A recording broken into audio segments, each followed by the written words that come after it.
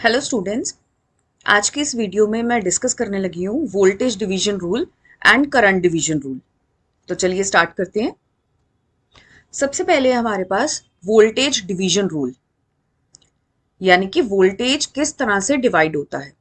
जैसे कि हम सब जानते हैं कि वोल्टेज जो होता है वो सीरीज कनेक्शंस में डिवाइड होता है और पैरेलल सर्किट्स में जो वोल्टेज होता है वो सेम रहता है। तो यानी कि अगर आपको वोल्टेज डिवीजन रूल लगाना है, कहीं पे भी अप्लाई करना है, तो वो हमेशा ही एक सीरीज सर्किट ही होना चाहिए। पैरेलल सर्किट में वोल्टेज डिवीजन रूल अप्लाई नहीं होता है। अब हमने यहाँ पर एक सर्किट ले लिया है जिसमें दो रेजिस्टेंस R1 और R2 हमने सीरीज में कनेक्ट कर दिए हैं। V1 जो है हमारा वो वोल्टेज अक्रॉस रेजिस्टेंस R1 है। V2 voltage across resistance R2 है। हमारा जो टोटल करंट है इस सर्किट का उसको हमने स्मॉल आई से डिनोट कर दिया है, क्योंकि सीरीज सर्किट में same amount of current he flow करता है, यानी कि same amount of current I R1 और R2 दोनों में से ही फ्लो करेगा। इसके अलावा हमारे पास जो V है, स्मॉल v है, ये टोटल वोल्टेज है हमारे सीरीज सर्किट का। अब वोल्टेज डिवीजन रूल के हिसाब से हमारे पास क्या रिलेशनशिप होता है कि जो V है टोटल वोल्टेज, वो सबसे पहले तो दो पार्ट्स में डिवाइड हो जाएगा, V1 प्लस V2। और अगर हमें V1 और V2 की वैल्यूज को कैलकुलेट करना है तो फॉर्मूला हमारे पास है, एज पर formula the voltage across any resistor. हमने यहाँ पर V1 लिया है तो definitely the voltage across resistance R1 हो गया, is given as resistance of the same branch. Same branch यानी कि जिस रेजिस्टेंस के अक्रॉस हमने वोल्टेज कैलकुलेट करना है R1, divided by the total resistance. Total resistance यानी कि हमारे पूरे सर्किट में कितने रेजिस्टेंस हैं। तो यहाँ पर हमारे पास दो ही रेजिस्टेंस है, सीरीज कनेक्शन R1 और R2, इसलिए हमने लिख दिया डिनोमिनेटर में R1 plus R2 multiplied by the total voltage. तो हमारे पास यहाँ पे टोटल वोल्टेज क्या है, स्मॉल v। दोबारा से ही सेम फॉर्मूला हम अप्लाई करके देखते हैं, बट नाउ अक्रॉस R2। तो R2 के अक्रॉस क्या वोल्टेज होगा हमारा, V2। तो formula is given as resistance of the same branch, that is R2, divided by the total resistance यानी कि R1 plus R2 multiplied by the total voltage V। तो as per the voltage division rule, it says that voltage across any resistor is given as resistance of the same branch divided by the total resistance multiplied by the total voltage। अगर हम अपने कुछ complicated circuit analysis में directly voltage division rule या current division rule apply कर देते हैं, उससे हमारी कैलकुलेशंस काफ़ी इजी हो जाती हैं। और ये जो वोल्टेज डिवीजन रूल है ये आता कहाँ से है, ये हमारे पास, हम इसकी वेरिफिकेशन कर सकते हैं ओम्स लॉ से बहुत ईजिली। तो मैं आपको एक बार इसका वेरिफिकेशन भी बता देती हूँ कि किस तरह से हम वेरीफाई कर सकते हैं अपना वोल्टेज डिवीजन रूल। सेम ही सर्किट डायग्राम हम कंसिडर कर लेते हैं यहाँ पर, जिसके बारे में मैंने अभी आपसे डिस्कस किया। यहाँ पर हमने सिर्फ ओम्स लॉ को ही अप्लाई करना है, उसी से डायरेक्टली ये फॉर्मूला आ जाएगा हमारे पास। तो सबसे पहले equivalent resistance of our circuit, क्योंकि ये हमारा सीरीज सर्किट है तो इक्विवेलेंट रेजिस्टेंस क्या होगा, R1 प्लस R2। अब टोटल करंट, क्योंकि हमारा सीरीज सर्किट है तो same amount of current he flow करेगा, इसलिए हमने यहाँ पर कहीं पे भी I1 I2 इस तरह से नहीं मेंशन किया है, सिर्फ I ही मेंशन किया है क्योंकि सेम ही करंट फ्लो करेगा। तो apply Ohm's law, I is equal to V upon R equivalent, where R equivalent is R1 plus R2। तो ये इसको हम अज्यूम कर लेते हैं इक्वेशन नंबर 1, जिसमें हमने टोटल करंट की बात कर ली। अब हम अप्लाई करते हैं ओम्स लॉ ही अगेन दोबारा से, बट हमने अब ओम्स लॉ को अप्लाई करना है अक्रॉस R1। तो ओम्स लॉ के हिसाब से क्या होता है, V is equal to IR। तो हमारे पास V क्या है अब R1 के क्रॉस, V1। आई देखिए total amount of current same ही रहता है, स्मॉल आई, इसलिए मैंने वहां पर स्मॉल आई लिख दिया है। और रेजिस्टेंस क्या है हमारा, R1। तो ये हमारा जो करंट था वो स्मॉल आई ही रह गया, यानी कि V1 is equal to I into R1। चलिए अब इक्वेशन नंबर 1 से हम यहाँ पर स्मॉल आई की वैल्यू को यहाँ पे सब्सटीट्यूट कर देते हैं, जो हमने ऑलरेडी कैलकुलेट की है। तो आई की वैल्यू क्या निकाली थी हमने, small v divided by R1 plus R2, ठीक है, मल्टीप्लाइड बाय R1। अब इसी टर्म को सिर्फ हम रीअरेंज ही करेंगे, रीअरेंज यानी कि R1 को इधर ले आए, स्मॉल v को इधर ले आए। तो हमारा फॉर्मूला क्या बना, R1 divided by R1 plus R2 multiplied bye v। तो ये हमारे पास पहला इक्वेशन आ गया वोल्टेज डिवीजन रूल का, जो वही फॉर्मूला जो भी मैंने आपसे पिछली स्लाइड में डिस्कस किया है कि वोल्टेज डिवीजन रूल के हिसाब से क्या होता है हमारे पास, the resistance of the same branch divided by the total resistance multiplied by the total voltage. बिल्कुल सेम मैनर में ही हम अपना ओम्स लॉ को दोबारा से अप्लाई करेंगे अक्रॉस R2 नाउ। तो V2 is equal to I into R2। Once again हम स्मॉल i की वैल्यू को यहाँ पर इंसर्ट करेंगे from equation number 1, that is V divided by R1 plus R2 into R2। After rearranging, देखिए मैं सिर्फ रीअरेंज किया है, we are able to get the formula of V2। तो V2 क्या बना हमारे पास, resistance of the same branch divided by the total resistance multiplied by the total voltage. तो इस तरह से आप बहुत इजीली ओम्स लॉ को ही यूज करके अपने वोल्टेज डिवीजन रूल की वेरिफिकेशन भी कर सकते हैं। अब हम एक एग्जांपल से इसको डिस्कस करते हैं कि एप्लीकेशन क्या है, हम किस तरह से अप्लाई कर सकते हैं वोल्टेज डिवीजन रूल को किसी भी एक सर्किट में। तो मैंने एक बहुत बेसिक से सर्किट लिया है जिसमें 3 रेजिस्टेंसेस को हमने सीरीज में कनेक्ट किया हुआ है, 4 ohm, 3 ohm and 1 ohm. Total voltage हमारे पास गिवन है 12 वोल्ट और क्वेश्चन में आपके पास पूछा गया है कि find the value of V1, V2 and V3। तो अब V1 की वैल्यू क्या होगी, अभी हमने जैसे डिस्कस किया था, resistance of the same branch divided by the total resistance multiplied by the total voltage. तो हमारे पास क्या बना है इसका, देखिए resistance of the same branch यानी कि 4 ओम डिवाइडेड बाय टोटल रेजिस्टेंस यानी कि 4 plus 3 plus 1 multiplied by the total voltage that is 12। तो पहला हमारे पास V1 आ गया 6 वोल्ट। V2, अब V2 के लिए हमें न्यूमिनेटर में R2 को रखना पड़ेगा क्योंकि resistance of the same branch है यानी कि 3 divided by the total resistance, तो डिनोमिनेटर हमारा सेम रह जाएगा 4 plus 3 plus 1 multiplied by the total voltage, वो भी सेम ही है 12। तो हमारे पास V2 की वैल्यू आ गई 4.5 वोल्ट। अब V3 के लिए हमें R3 को न्यूमिनेटर में रखना पड़ेगा यानी कि R3 1 divided by the total resistance 4 plus 3 plus 1 multiplied by the total voltage 12। तो हमारे पास ये क्या आया 1.5 वोल्ट। और आप इसका वेरिफिकेशन भी कर सकते हो, देखो टोटल वोल्टेज था हमारा 12 वोल्ट, तो 12 is equal to V1 plus V2 plus V3। तो 6 plus 4.5 plus 1.5 is equal to 12 volt. Hence हमारा जो 12 वोल्ट है वो V1 plus V2 plus V3 के बराबर आ चुका है, यानी कि हमारा वोल्टेज डिवीजन रूल से हमें तीनों वैल्यू ऑफ वोल्टेजेस बिल्कुल सही यहां पर कैलकुलेट हो चुकी हैं। अब नेक्स्ट टॉपिक है हमारा current division rule. Voltage division rule, क्योंकि वोल्टेज डिवाइड हो रहा था इसलिए हमने उसको सीरीज सर्किट में लगाया। तो current division rule by default हमारा करंट डिवाइड हो रहा है, तो करंट जो डिवाइड होता है वो सिर्फ पैरेलल सर्किट्स में होता है, इसीलिए करंट डिवीजन रूल हमेशा ही पैरेलल सर्किट्स में लगेगा। कभी भी करंट डिवीजन रूल को सीरीज सर्किट में नहीं अप्लाई करना है, वो रॉन्ग हो जाएगा, क्योंकि सीरीज सर्किट में करंट सेम ही रहता है, वो डिवाइड होता ही नहीं है। तो चलिए इस सर्किट डायग्राम की हम बात करते हैं। अब इस सर्किट डायग्राम में हमारे पास स्मॉल v है टोटल वोल्टेज हमारे सर्किट का, और यहाँ पर स्मॉल i है टोटल करंट हमारे सर्किट का।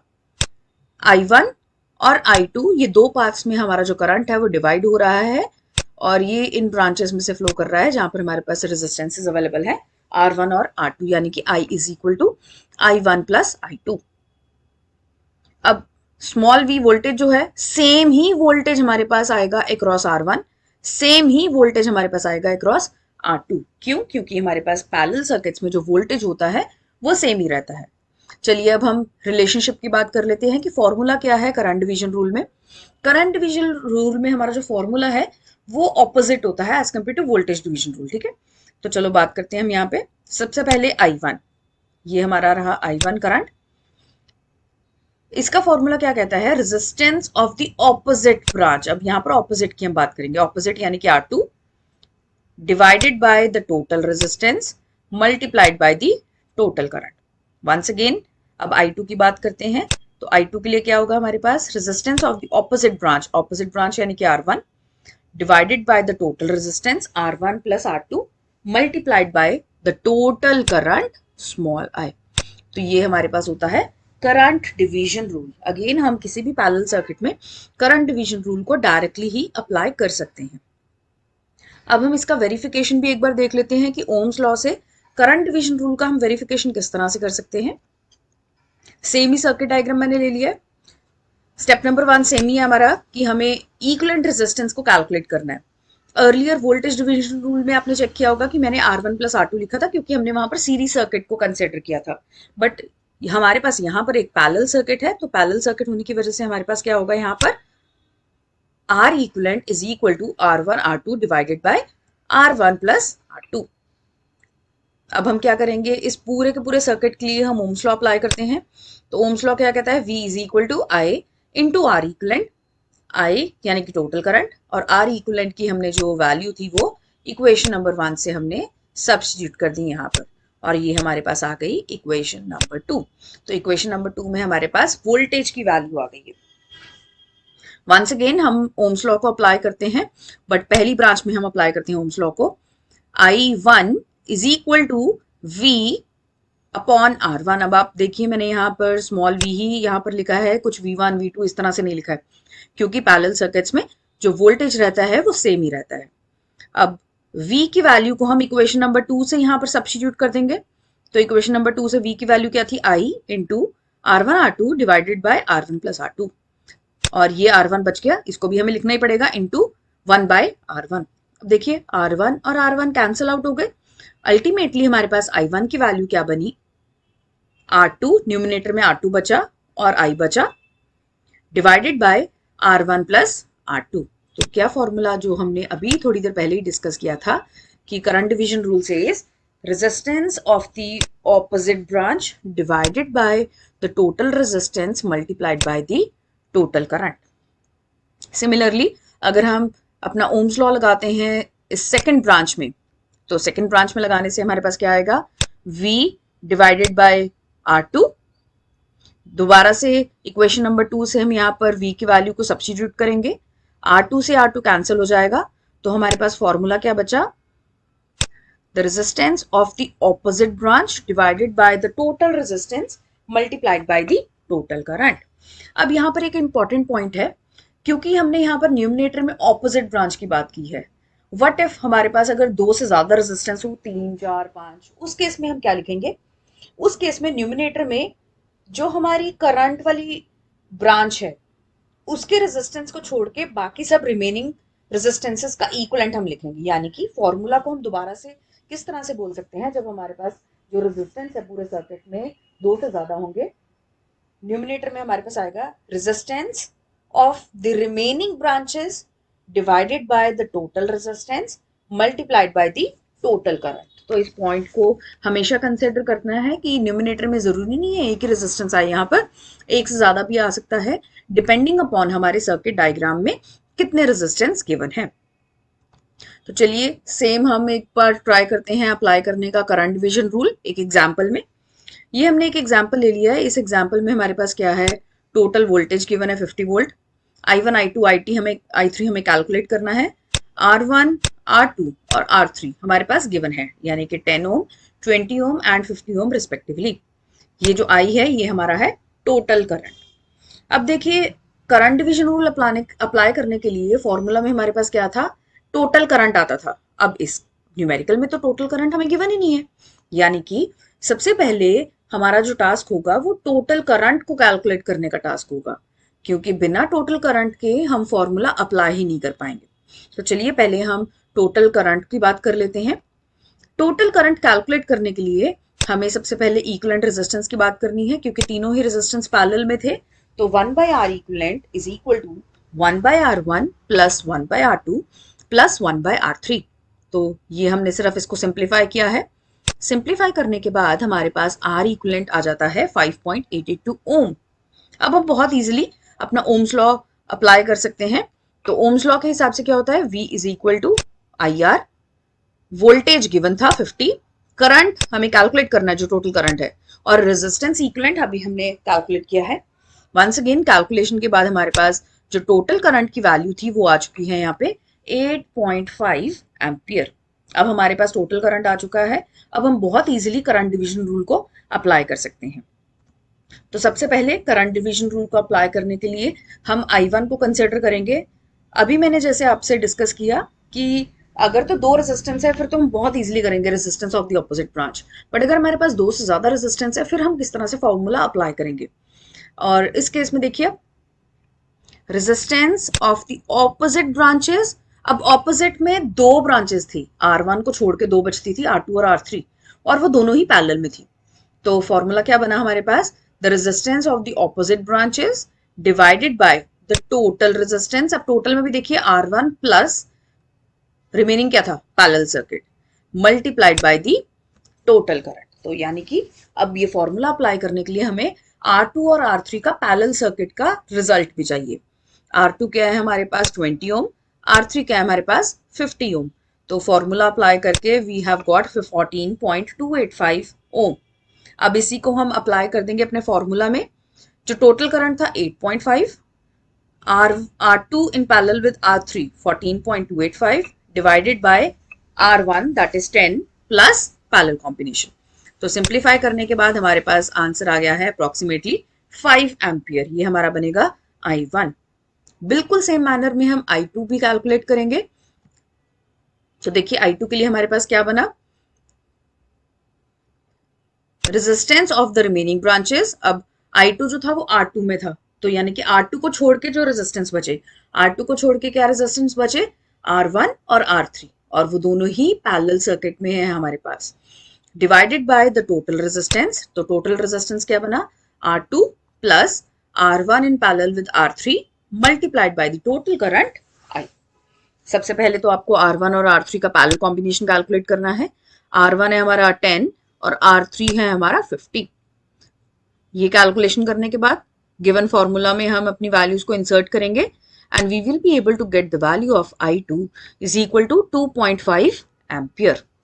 तो I1 हमारे पास कितना आ गया था 5 एम्पियर, I2 हमारे पास आ गया है 2.5 एम्पियर। बिल्कुल सेम ही मेथड से हम इसको कैलकुलेट करेंगे I3 को। अब I3 के लिए क्या बनेगा हमारे पास, resistance of the remaining branches यानी कि R1 in parallel with R2 divided by the total resistance यानी कि R3 plus R1 in parallel with R2 multiplied by the total current I।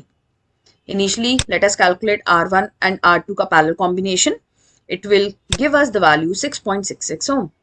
And after that, inserting in the given formula, जब हम I parallel combination R3 इन सब की values को insert कर देंगे, I3 की value हमारे पास आ जाएगी 1 ampere।